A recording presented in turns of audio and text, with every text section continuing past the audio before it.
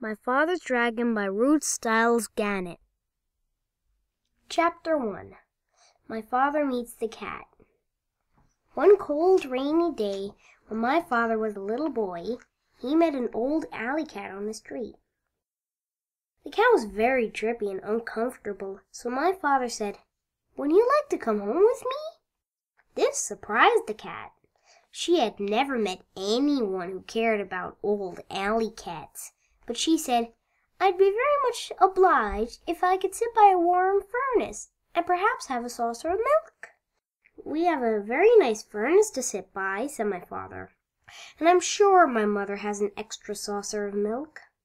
My father and the cat became good friends, but my father's mother was very upset about the cat. She hated cats, particularly ugly old alley cats. "Elmer Elevator," she said to my father, "if you think I'm going to give that cat a saucer of milk, you're very wrong. Once you start feeding stray alley cats, you might as well expect to feed every stray in town, and I am not going to do it." This made my father very sad, and he apologized to the cat because his mother had been so rude. He told the cat to stay anyway, and that somehow he will bring her a saucer of milk each day. My father fed the cat for 3 weeks, but one day his mother found the cat's saucer in the cellar, and she was extremely angry. She whipped my father and threw the cat out the door. But later on, my father sneaked out and found the cat. Together they went for a walk in the park and tried to think of nice things to talk about. My father said, "When I grow up, I'm going to have an airplane. Wouldn't it be wonderful to fly just anywhere you might think of?" "Would you like to fly very, very much?" asked the cat. "I certainly would. I'd do anything if I could fly." "Well," said the cat, "if you really like to fly that much, I think I know a sort of way you might get to fly while you're still a little boy." "You mean you know where I can get an airplane?" "Well, not exactly an airplane, but something even better. As you can see, I'm an old cat now.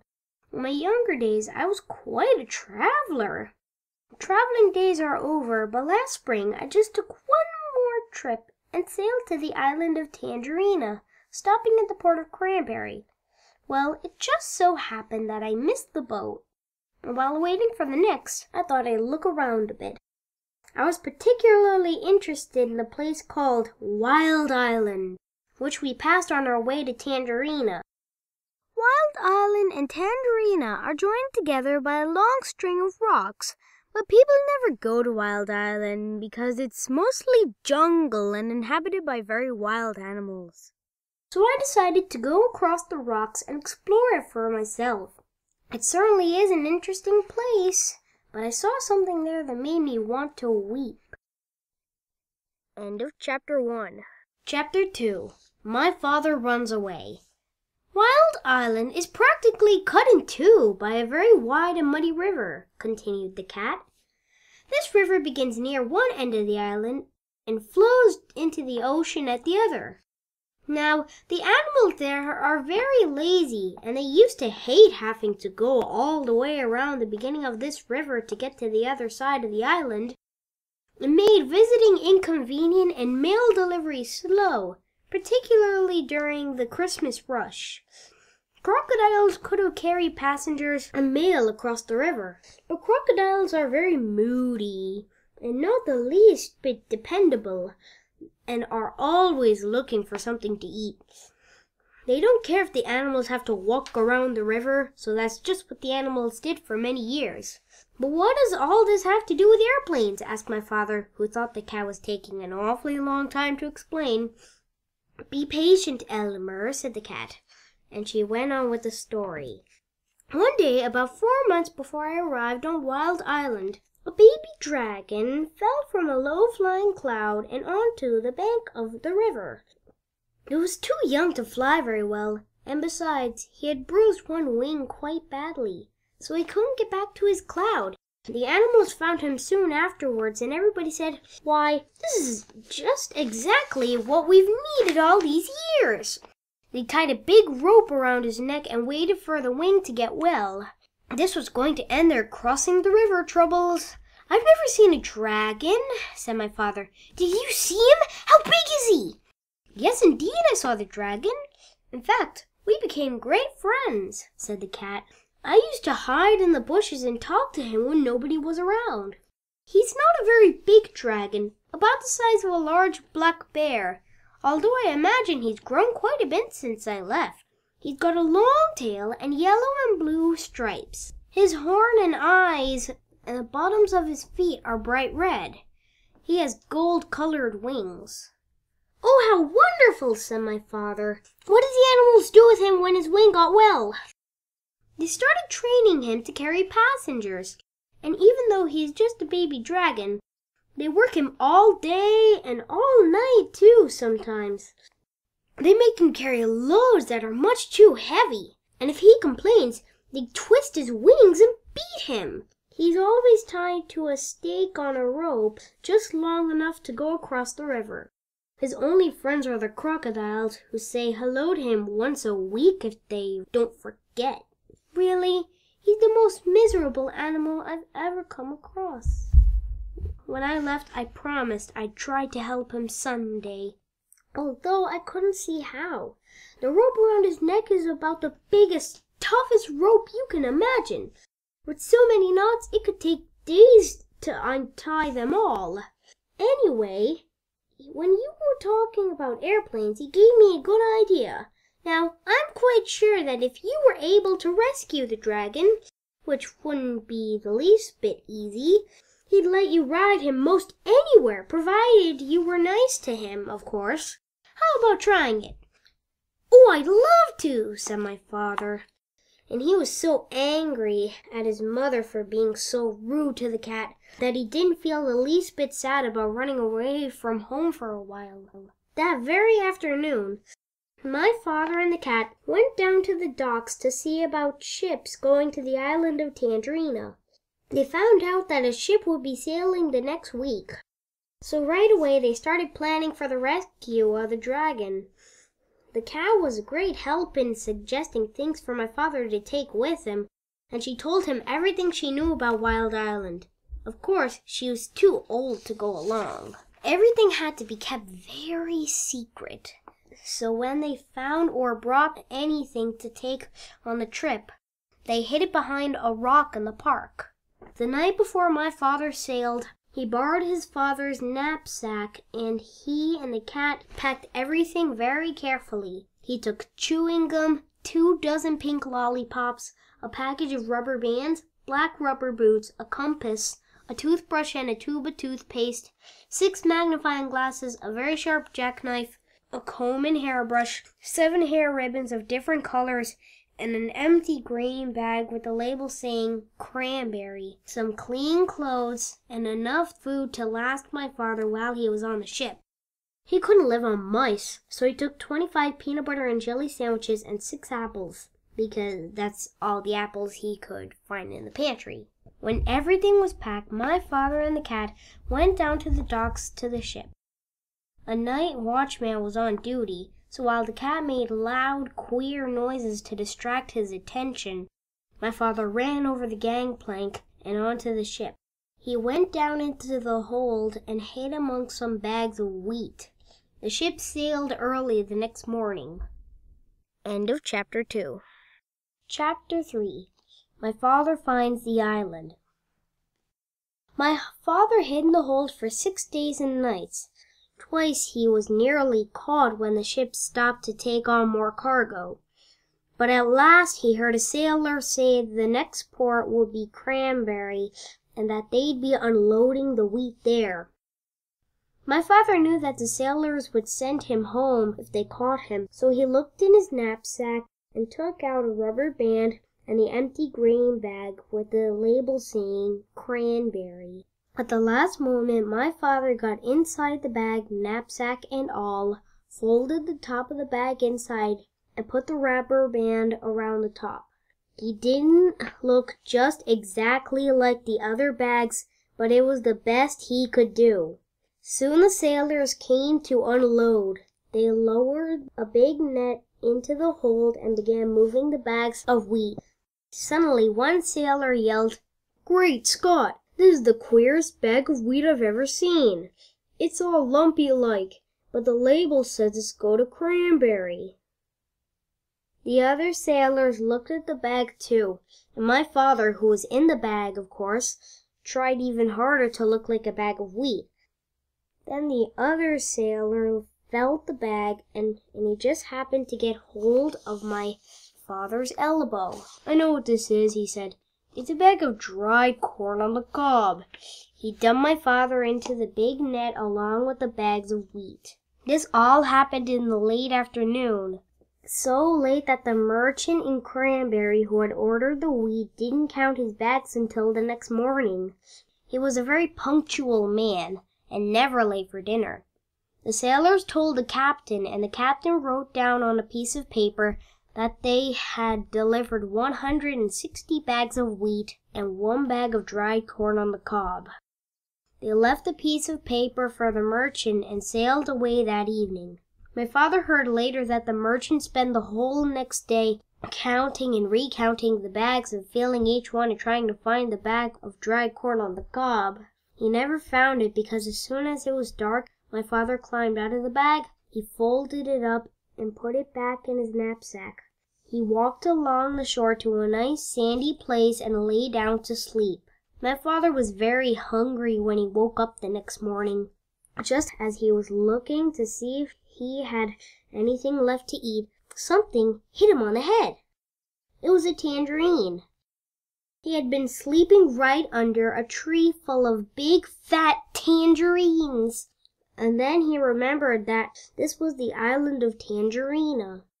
Tangerine trees grew wild everywhere.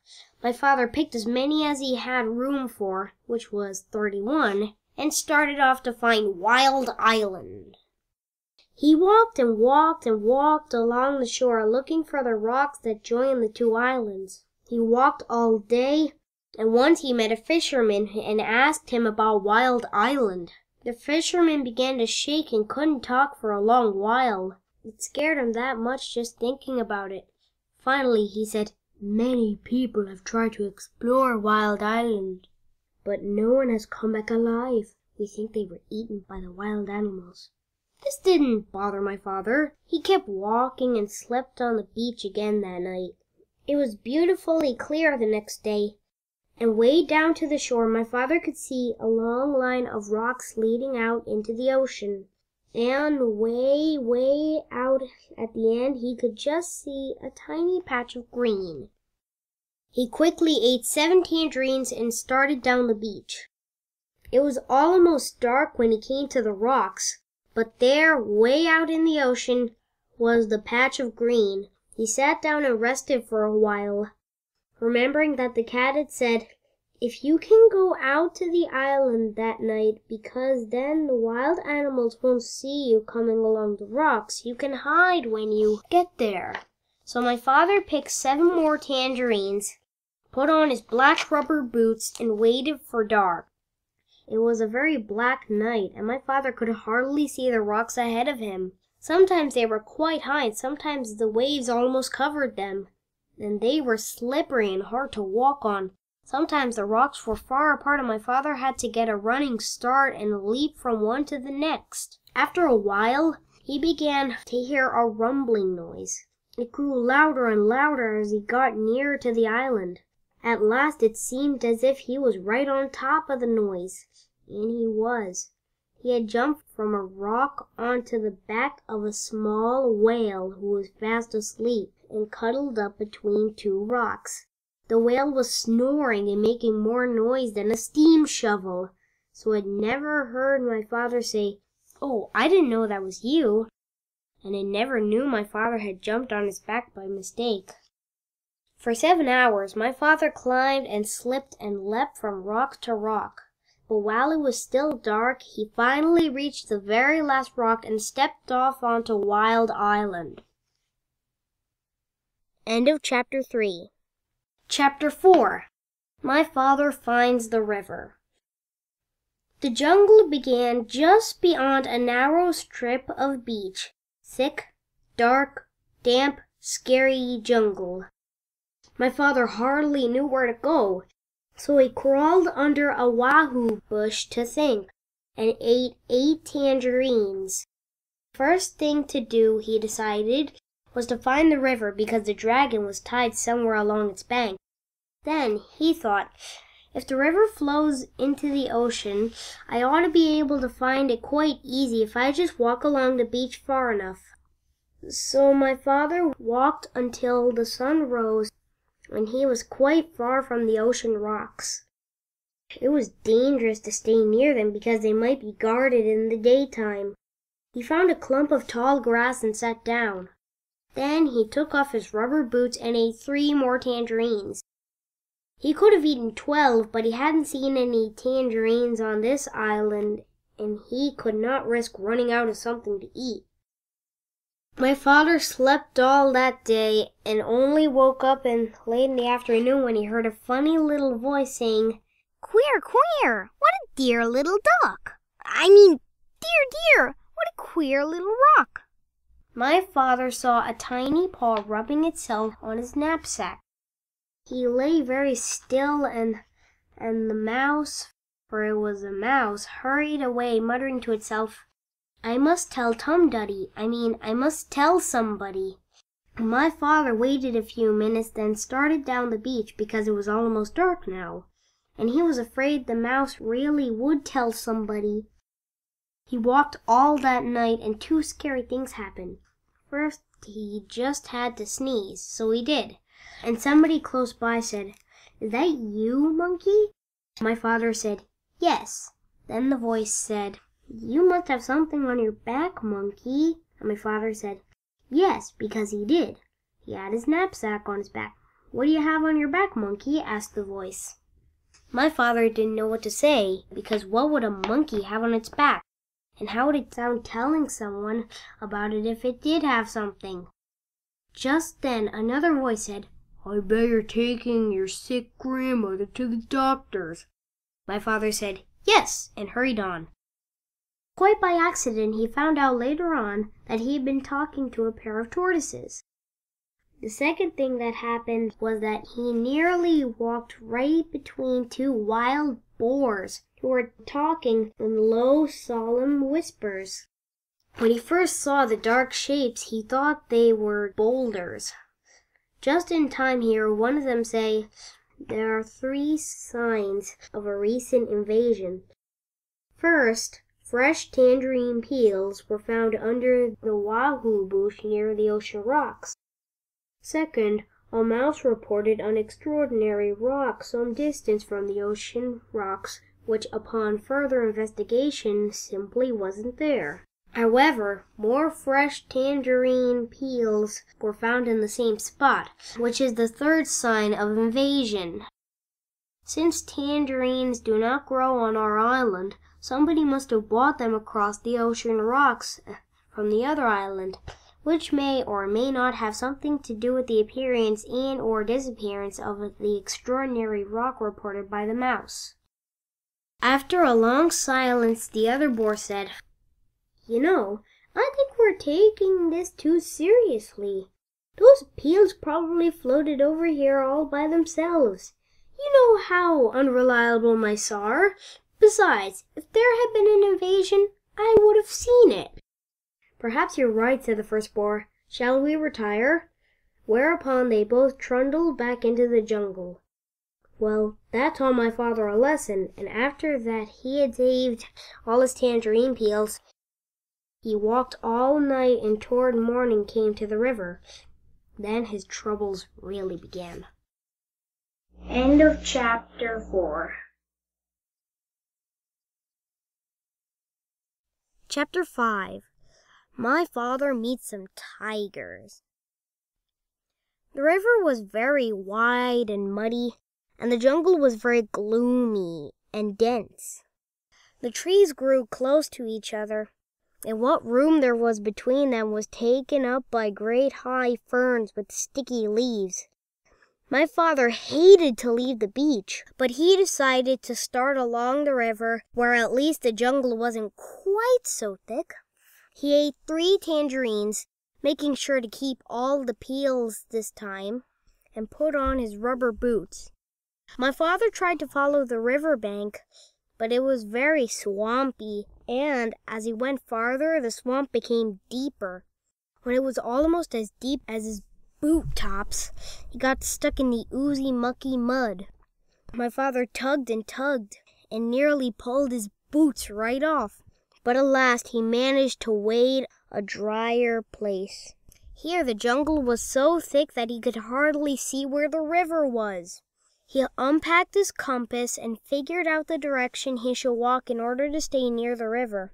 But he didn't know that the river made a very sharp curve away from him just a little way beyond. So as he walked straight ahead, he was getting farther and farther away from the river. It was very hard to walk in the jungle. The sticky leaves of the ferns caught my father's hair, and he kept tripping over roots and rotten logs. Sometimes the trees were clumped so closely together that he couldn't squeeze between them and had to walk a long way around. He began to hear whispery noises, but he couldn't see any animals anywhere. The deeper into the jungle he went, the surer he was that something was following him. And then he thought he heard whispery noises on both sides of him as well as behind. He tried to run, but he tripped over more roots, and the noises only came nearer. Once or twice he thought he heard something laughing at him. At last he came out into a clearing and ran right into the middle of it so that he could see anything that might try to attack him. He was surprised when he looked and saw 14 green eyes coming out of the jungle all around the clearing. And when the green eyes turned into 7 tigers, the tigers walked around him in a big circle, looking hungrier all the time. Then they sat down and began to talk. "I suppose you thought we didn't know you were trespassing in our jungle." Then the next tiger spoke. "I suppose you were going to say you didn't know it was our jungle."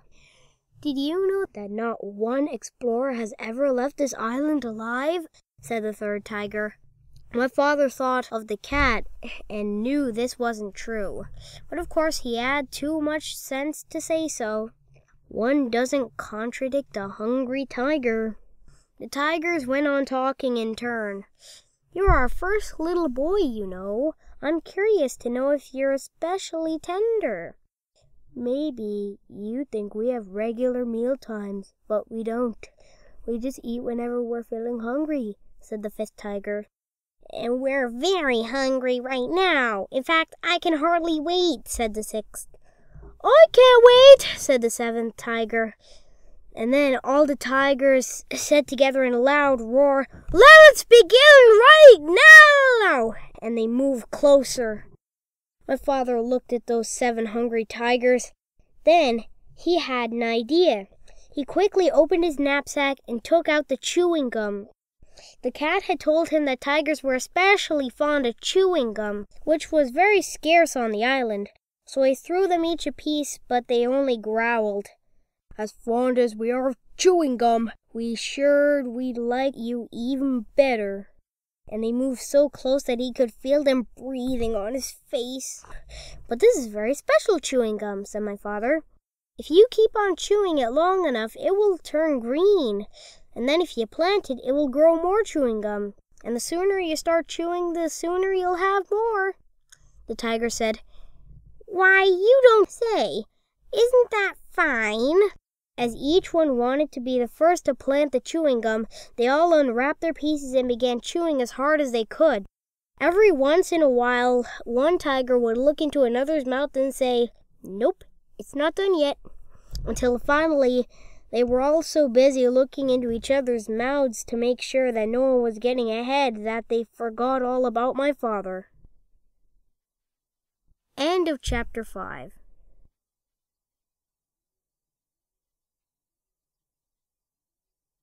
Chapter 6. My father meets a rhinoceros. My father soon found a trail leading away from the clearing. All sorts of animals might be using it too, but he decided to follow the trail no matter what he met, because it might lead to the dragon. He kept a sharp lookout in front and behind and went on. Just as he was feeling quite safe, he came around a curve right behind two wild boars. One of them was saying to the other, "Do you know that the tortoises thought they saw a monkey carrying his sick grandmother to the doctor's last night? But Monkey's grandmother died a week ago, so they must have seen something else. I wonder what it was." "I told you that there was an invasion afoot," said the other boar. "I intend to find out what it is. I simply can't stand invasions." "Me neither," said a tiny little voice. Me neither." And my father knew that the mouse was there too. "Well," said the first boar, "you search the trail up this way to the dragon.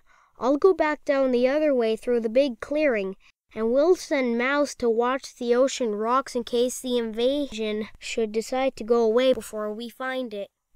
My father hid behind a mahogany tree just in time, and the first boar walked right past him.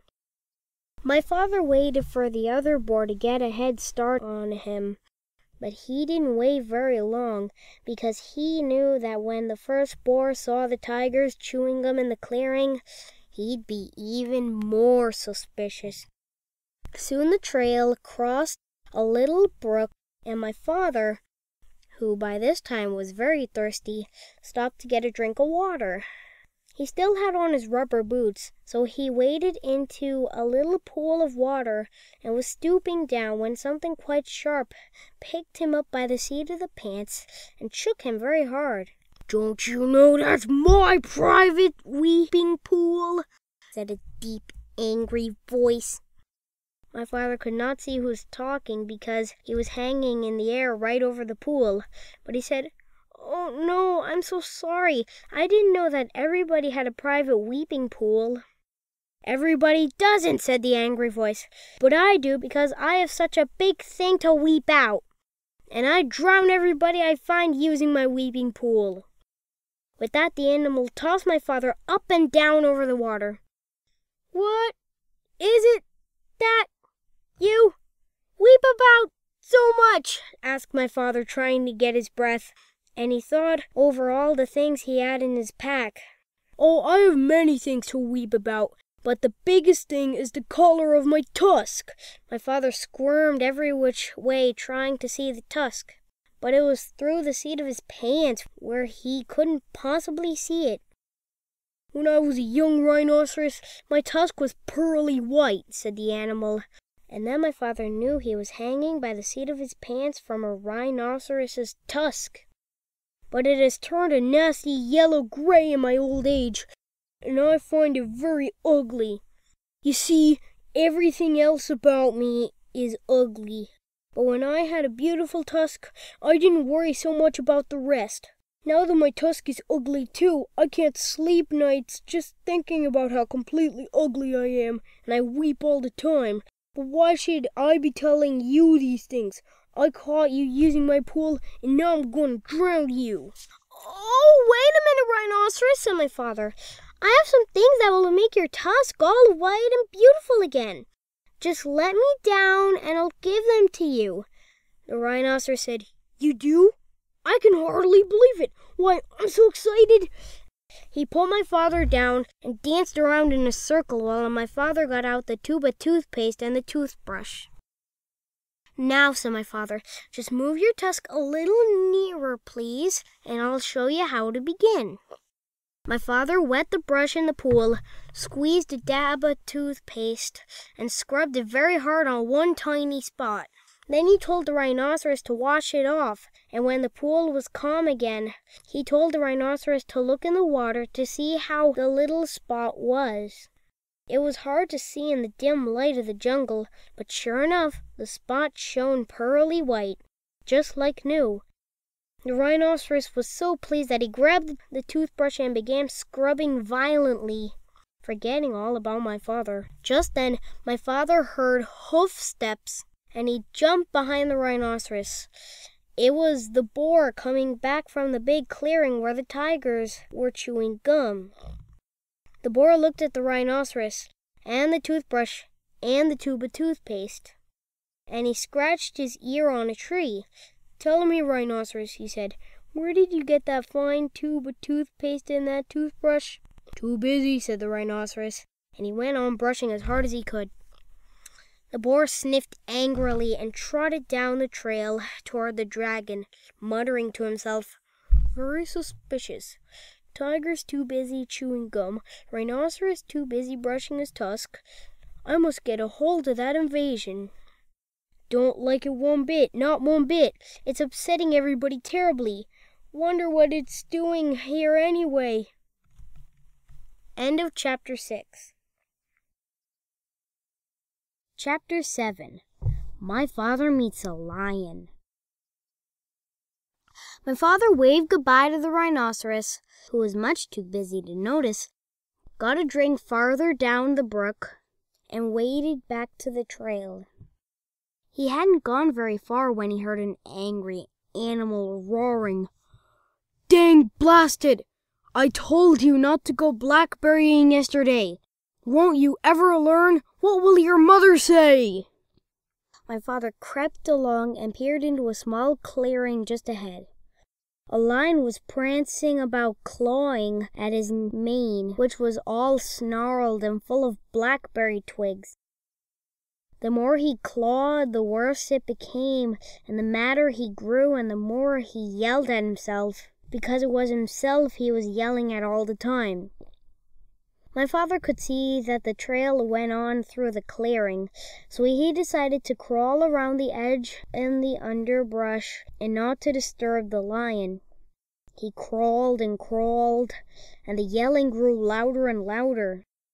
He was just about to reach the trail at the other side. The yelling suddenly stopped. My father looked around and saw the lion glaring at him. The lion charged and skidded to a stop a few inches away. "Who are you?" the lion yelled at my father. "My name is Elmer Elevator." "Where do you think you're going?" "I'm going home," said my father. "That's what you think," said the lion. "Ordinarily, I'd save you for afternoon tea, but I happen to be upset enough and hungry enough to eat you right now." And he picked up my father by his front paws to feel how fat he was. My father said, "Oh, please, lion, before you eat me, tell me why you are so particularly upset today." "It's my mane," said the lion, as he was figuring how many bites a little boy would make. "You see what a dreadful mess it is, and I don't seem to be able to do anything about it. My mother's coming over on the dragon this afternoon, and if she sees me this way, I'm afraid she'll stop my allowance. She can't stand messy manes, but I'm going to eat you now, so it won't make any difference to you." "Oh, wait a minute," said my father, "and I'll give you just the things you need to make your mane all tidy and beautiful. I have them here on my pack." "You do?" said the lion. "Well, give them to me, and perhaps I'll save you for afternoon tea after all." And he put my father down on the ground. My father opened the pack and took out the comb and the brush and the 7 hair ribbons of different colors.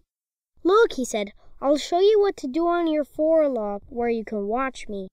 First, you brush a while, then you comb, then you brush again until all the twigs and snarls are gone. Then you divide it up in 3 and braid it like this and tie a ribbon around the end." As my father was doing this, the lion watched very carefully and began to look much happier. When my father tied the ribbon, he was all smiles. "Oh, that's wonderful, really wonderful," said the lion. "Let me have a comb and brush and see if I can do it." So my father gave him the comb and brush, and the lion began busily grooming his mane. As a matter of fact, he was so busy that he didn't even know when my father left. End of chapter 7. Chapter 8. My Father Meets a Gorilla. My father was very hungry, so he sat down under a baby banyan tree on the side of the trail and ate 4 tangerines. He wanted to eat 8 or 10, but he had only 13 left, and it might be a long time before he could go get more. He packed away all the peels and was about to get up when he heard the familiar voices of the boars. "I wouldn't have believed it if I hadn't seen them with my own eyes. But wait and see for yourself. All the tigers sitting around chewing gum to beat the band. Old Rhinoceros is so busy brushing his tusks that he doesn't even look around to see who's going by. And they're all so busy they won't even talk to me." "Horse feathers," said the other boar, now very close to my father. "They'll talk to me. I'm going to get to the bottom of this if it's the last thing I do." The voices passed my father and went around a curve, and he hurried on because he knew how much more upset the boars would be when they saw the lion's mane tied up in hair ribbons. Before long, my father came to a crossroads, and he stopped to read the signs. Straight ahead, an arrow pointed to the beginning of the river. To the left, the ocean rocks, and to the right, the dragon ferry. My father was reading all these signs when he heard paw steps and ducked behind the signposts.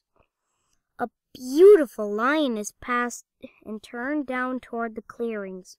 Although she could have seen my father if she had bothered to glance at the post, she was much too occupied looking dignified to see anything but the tip of her own nose. It was the lion's mother, of course, and that, thought my father, must mean that the dragon was on this side of the river. He hurried on, but it was farther away than he had judged. He finally came to the river bank in the late afternoon and looked all around, but there was no dragon anywhere in sight. He must have gone back to the other side. My father sat down under the palm tree and was trying to have a good idea when something big and black and hairy jumped out of the tree and landed with a loud crash at his feet. "Well," said a huge voice. "Well, what?" said my father, for which he was very sorry when he looked up and discovered he was talking to an enormous and very fierce gorilla. "Well, explain yourself," said the gorilla. "I'll give you till 10 to tell me your name, business, your age, and what's in that pack." He began counting to 10 as fast as he could. My father didn't even have time to say Elmer Elevator Explorer before the gorilla interrupted. "Too slow. I'll twist your arms the way I twist that dragon's wings, and then we'll see if you can't hurry up a bit." He grabbed my father's arms, one in each fist, and was just about to twist them when he suddenly let go and began scratching his chest with both hands. "Blast those fleas!" he raged. "They won't give you a moment's peace. And the worst of it is that you can't even get a good look at them. Rosie, Rhoda, Rachel, Ruthie, Ruby, Roberta, come here and get rid of this flea on my chest. It's driving me crazy." 6 little monkeys tumbled out of the palm tree, dashed to the gorilla, and began combing the hair on his chest. "Well," said the gorilla, "it's still there." We're looking," said the 6 little monkeys, "but they're awfully hard to see, you know." "Oh, I know," said the gorilla, "but hurry, I've got work to do." He winked at my father.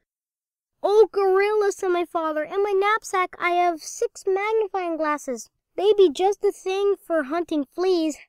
My father unpacked them and gave one to Rosie, one to Rhoda, one to Rachel, one to Ruthie, one to Ruby, and one to Roberta. "Why, they're miraculous," said the 6 little monkeys. "It's easy to see the fleas now, only there are hundreds of them." And they went on hunting frantically. A moment later, many more monkeys appeared out of a nearby clump of mangroves and began crowding around to get a look at the fleas through the magnifying glasses. They completely surrounded the gorilla, and he could not see my father, nor did he remember to twist his arms. End of Chapter 8. Chapter 9. My father makes a bridge. My father walked back and forth along the bank, trying to think of some way to cross the river. he found a high flagpole with a rope going over to the other side. The rope went through a loop at the top of the pole and then down the pole around a large crank. A sign on the crank said, "To summon dragon, yank the crank. Report disorderly conduct to gorilla." From what the cat had told my father, he knew that the other end of the rope was tied around the dragon's neck, and he felt sorrier than ever for the poor dragon.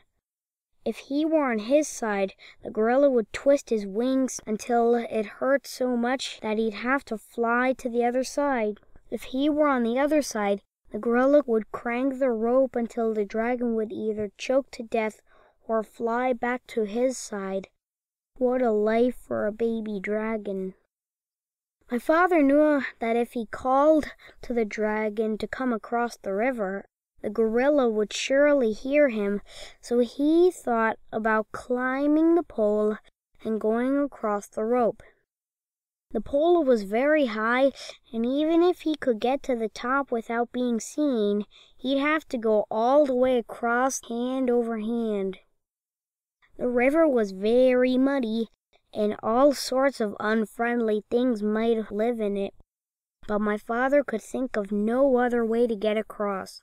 He was about to start up the pole when, despite all the noise the monkeys were making, he heard a loud splash behind him. He looked all around in the water, but it was dusk now, and he couldn't see anything there. "It's me, Crocodile," said a voice to the left. "The water's lovely, and I have such a craving for something sweet. Won't you come for a swim?" A pale moon came out from behind the clouds, and my father could see where the voice was coming from. The crocodile's head was just peeping out of the water. "Oh, no, thank you," said my father. "I never swim after sundown. But I do have something sweet to offer you. Perhaps you'd like a lollipop, and perhaps you have friends who would like lollipops too." "Lollipops?" said the crocodile. "Why, that is a treat. How about it, boys?" A whole chorus of voices shouted, "Hurrah, lollipops!"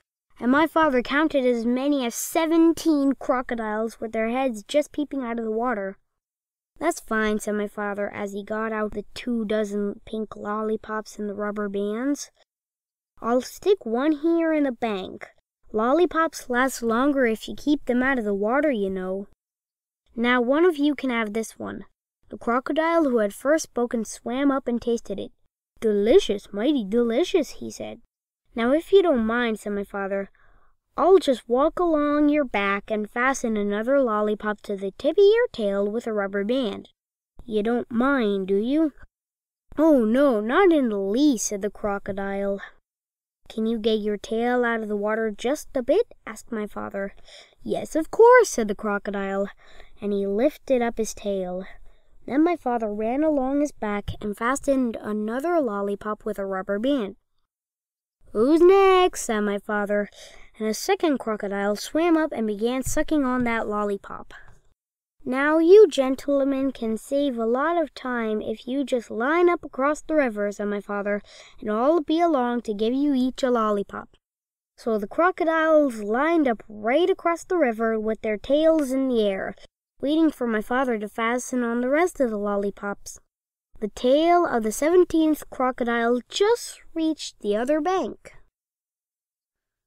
End of Chapter 9. Chapter 10. My Father Finds the Dragon. When my father was crossing the bank of the 15th crocodile, with 2 more lollipops to go, the noise of the monkeys suddenly stopped, and he could hear a much bigger noise getting louder every second.